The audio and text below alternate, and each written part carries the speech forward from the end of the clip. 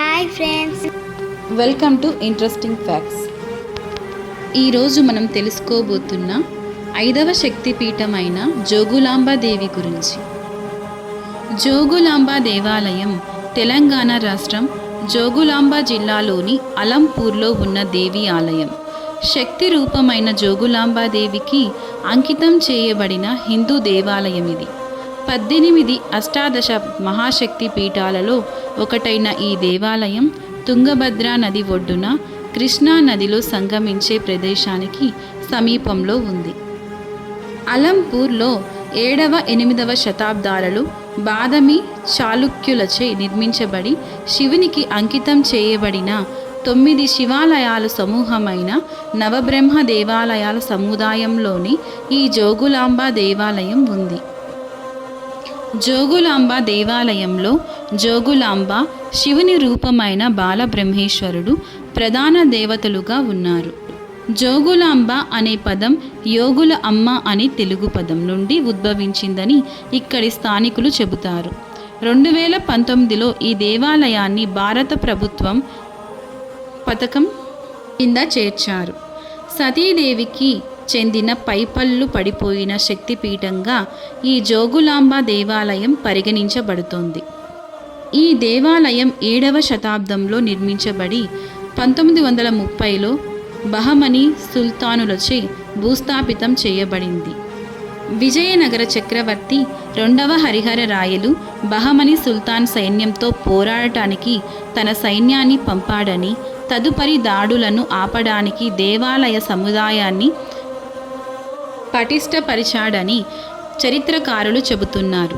ఈ దాడిలో దేవాలయం దెబ్బతినటంతో జోగులాంబ అమ్మవారు ఆమె శక్తి రూపాలైన చండీ, ముండీలను సమీపంలోని నవబ్రహ్మ దేవాలయ సముదాయంలోని బాలబ్రహ్మ దేవాలయానికి తరలించి దాచిపెట్టారు. అప్పటి నుండి 2005 వరకు అమ్మవారు ఇదే దేవాలయంలో కొలువై పూజలు అందుకున్నారు. 2005లో జోగులాంబ దేవాలయాన్ని పునర్మించిన తరువాత మళ్ళీ ఆ విగ్రహాన్ని పునఃప్రతిష్ఠించారు. అలంపూర్ శ్రీశైలం పశ్చిమ ద్వారంగా పరిగణించబడుతుంది. ఇక్కడ కొన్ని పురాతన ఆలయం యొక్క అద్భుతమైన ఆలయం మరియు అవశేషాలు బాదామి చాళుక్య నిర్మాణాన్ని సూచిస్తాయి. ఈ ప్రాంతాన్ని అనేక దక్షిణ భారత రాజవంశాలు పాలించాయి. జోగులాంబ ఆలయంలోని ప్రధాన దేవతలు జోగులాంబ మరియు బాలబ్రహ్మేశ్వర. దేశంలోని 18 శక్తి పీఠాలలో జోగులాంబ దేవిని 5వ శక్తిపీఠంగా పరిగణిస్తారు. ఇక్కడ జోగులాంబ దేవత శవాలపై తేలు, కప్ప మరియు తలపై బల్లితో కూర్చొని కనిపిస్తుంది.